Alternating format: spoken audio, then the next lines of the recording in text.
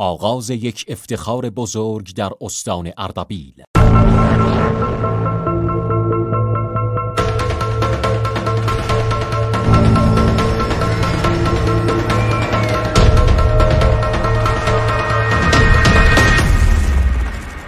کلنگ‌زنی این مجموعه در سال 98 انجام شد و امروز ثمره آن تلاشی است که رویاها را به واقعیت پیوند زده است.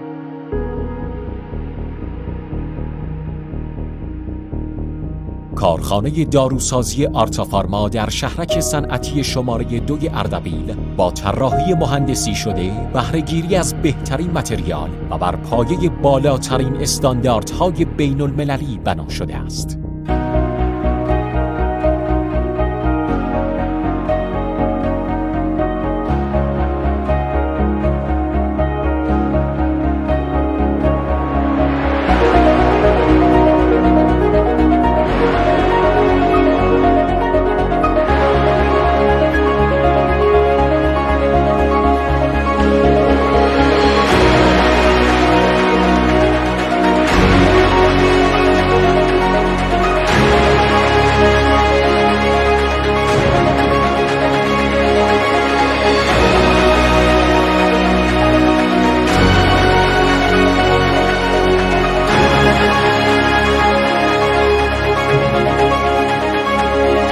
مجموعه تنها یک ساختمان نیست، بلکه نماد اراده، دانش و توان ملی است. نمادی از عزم راسخ برای شکوفایی صنعت داروسازی و گامی استوار برای ساخت آینده‌ای روشن‌تر در مسیر سلامت جامعه.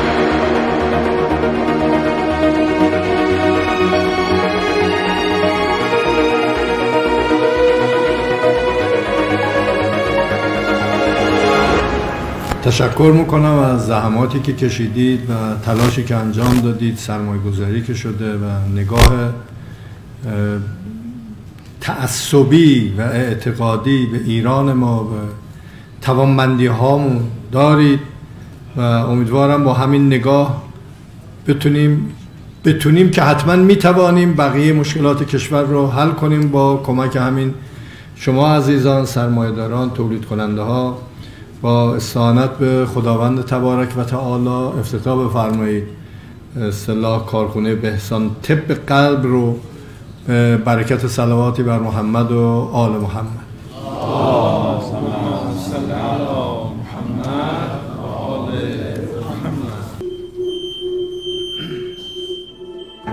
اینجا آرتافارما است، جایی که سلامت اولویت اول ماست.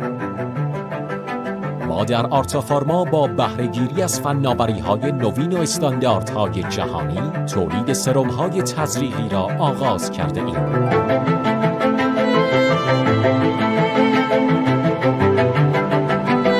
محصولاتی که در حساس‌ترین لحظات درمان پشتیبان بیماران هستند.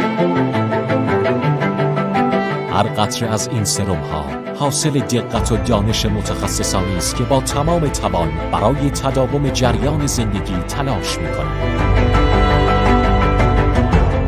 از مواد اولیه مرغوب تا آزمایشگاه‌های کنترل کیفیت، هر مرحله با وسواس و دقت دنبال می‌شود تا اعتماد شما حفظ شود.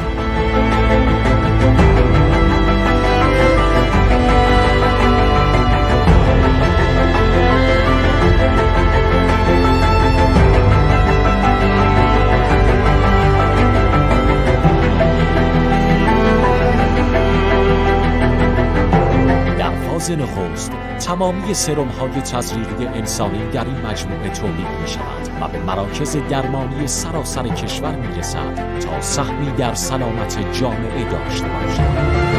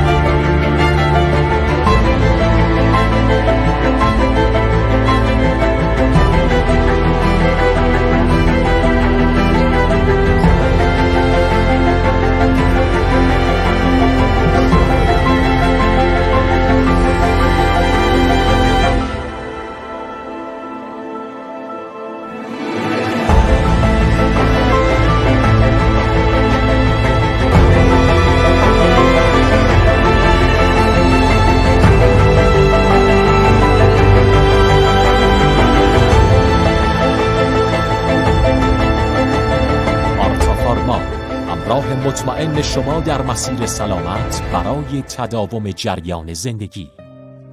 میخواهم دعا کنم برای آبادانی کشورم، برای شادی دلهای بیقرار و برای سامان گرفتن روزگار مردمی که به امید فرداهای بهتر سختی این روزهایشان را به جان خریده اند.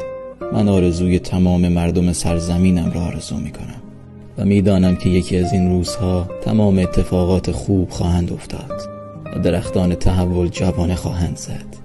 من بالای آسمان این شهر خدایی دیدم که هر غیر ممکنی را ممکن میکند. میدانم روزی میرسد که خاطرات روزهای سخت را مرور خواهیم کرد، نفسی عمیق خواهیم کشید و آرام زمزمه خواهیم کرد. تمام شد. من به معجزه امید و عشق، من به بزرگی پروردگارم ایمان دارم.